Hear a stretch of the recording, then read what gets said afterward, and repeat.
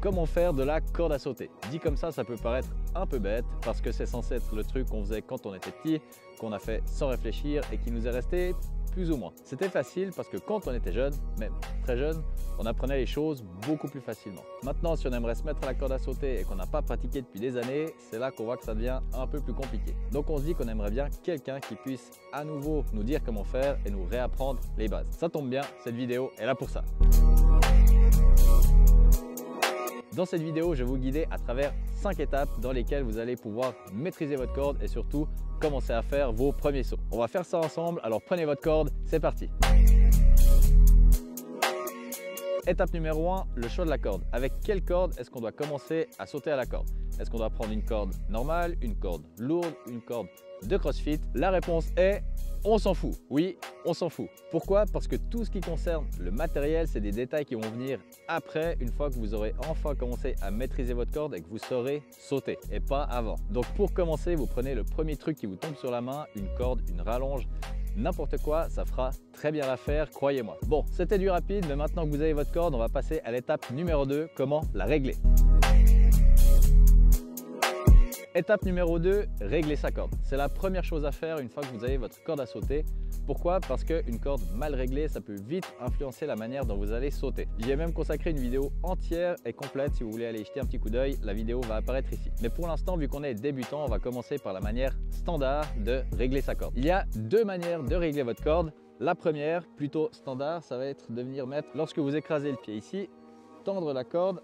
Et puis, il faut que la corde, elle vous arrive ici entre le téton et puis votre dessous de bras. Ici, la mienne est un petit peu courte, mais pour vous, il faudrait qu'elle arrive à peu près dans cette zone-là. La deuxième manière de régler votre corde, c'est simplement de venir la prendre avec une main comme ça, et puis de la faire taper sur votre tapis.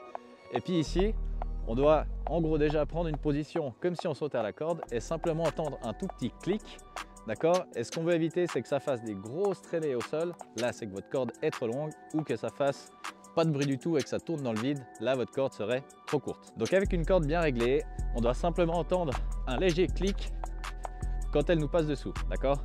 Après, pour des réglages plus longs, plus courts, ça va dépendre surtout de votre expertise, de votre pratique. Et puis, de nouveau, si vous voulez plus de détails là-dessus, allez cliquer sur le lien qui apparaît ici. Si vous aimez ces vidéos de corde à sauter, n'hésitez pas à liker celle-ci, à vous abonner et puis à mettre la petite cloche pour rien rater de mes prochaines vidéos. Bon, les réglages de la corde maintenant, c'est bon, on passe à la position standard.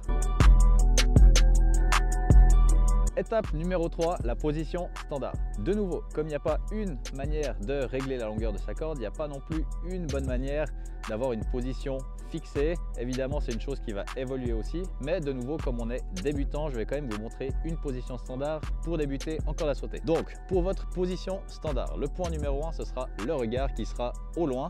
Ensuite, point numéro 2, les épaules, on les aura au corps et pas large ici. Ce qu'on veut éviter, c'est que vous ayez des bras beaucoup trop larges à ce niveau-là. Ensuite, au niveau poignet et avant-bras, c'est eux qui vont décider du mouvement, c'est eux qui vont guider le mouvement, d'accord? Je vous montrerai la petite démonstration après.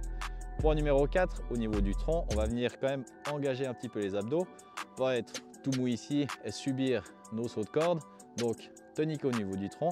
Point numéro 5, les genoux légèrement fléchis pour permettre le rebond, et puis on va sauter pas trop haut, simplement laisser l'espace juste pour la corde, pas besoin de faire des sauts à 1 mètre. Donc ce qu'on veut éviter, si je vous fais la compile de tout ce qu'on veut pas, c'est des épaules larges, on regarde nos pieds, on saute trop haut et on s'écrase au sol. Ce qu'on veut maintenant, c'est ça.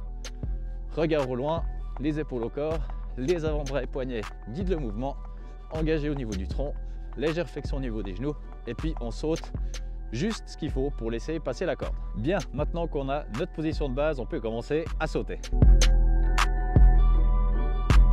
Étape numéro 4, le début des sauts avec le saut régulier. Le saut régulier, c'est le saut de base en corde à sauter et puis on a plusieurs manières pour arriver à le maîtriser. On va voir ça dans l'ordre tout de suite. Donc première manière, on va poser notre corde et puis on va simplement imiter le saut à la corde et puis on va sauter en comptant 4 temps. Donc 1, 2, 3, 4, 1, 2, 3, 4.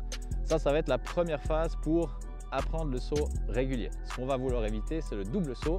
De nouveau, petite vidéo ici, si tu veux aller voir ce que c'est le double saut.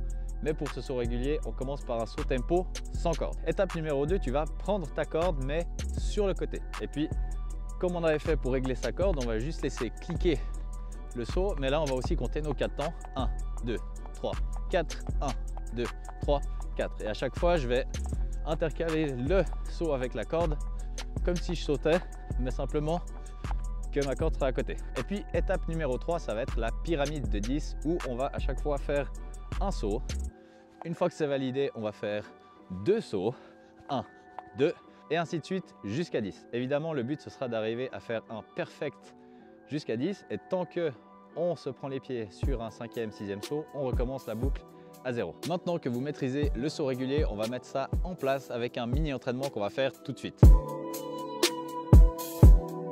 Étape numéro 5, l'ancrage. Maintenant, vous avez vu vos premiers sauts, vous avez pu vous entraîner un petit peu, mais maintenant, on va vraiment ancrer ça, que vous le maîtrisiez à 100%. Pour ça, on va faire un mini entraînement. Ça va être une boucle de 3 fois 30 secondes de corde à sauter en saut régulier non-stop avec juste 10 secondes de pause entre deux. Vous me suivez, vous prenez votre corde et on va faire ça ensemble tout de suite. Ok, on va partir pour ce mini entraînement de 3 fois 30 secondes avec 10 secondes de pause entre deux. On part exactement dans 10 secondes. Comme ça, on va mettre tout ça en place avec le saut régulier. Allez, 3, 2, 1, on est parti. Donc ici, position de base, le regard au loin, les épaules restent au corps, c'est les avant-bras et les poignets qui guident le mouvement. On a le tronc qui est engagé, légère flexion au niveau des genoux pour permettre le rebond. Et puis on saute pas trop haut, juste laisser l'espace pour la corde. Voilà, ça fait peut-être beaucoup en une fois. Essayez peut-être au début de vous concentrer sur une ou deux choses, pas plus. 2, 1, pause. Ok, 10 secondes et puis on remet ça une fois. 3, 2, 1, c'est parti. Ok, donc au début, prenez peut-être juste le regard, vous prenez peut-être juste les épaules collées. Après, il n'y a pas de miracle, c'est en pratiquant que ça va venir. Plus vous allez pratiquer, plus vous allez être fluide avec votre corde, plus vous allez maîtriser le mouvement. Allez, et puis au niveau de la respiration, essayez de respirer calmement, tranquillement. Faites-moi pas une apnée. 3, 2, 1 et pause. Super, 10 secondes et puis on va finir. Encore une série avec le saut régulier. C'est parti. Allez, on est bien. Et on peut faire ça n'importe où, dehors, dedans, dans le salon. Allez, si vous êtes bien, vous pouvez mettre un petit peu plus de rythme. On peut accélérer un petit peu, on finit fort. Allez, on drille ce saut régulier.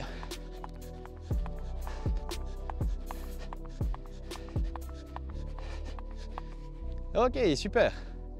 Nickel, bravo. Si vous voulez faire plus de ce mini entraînement, c'est possible.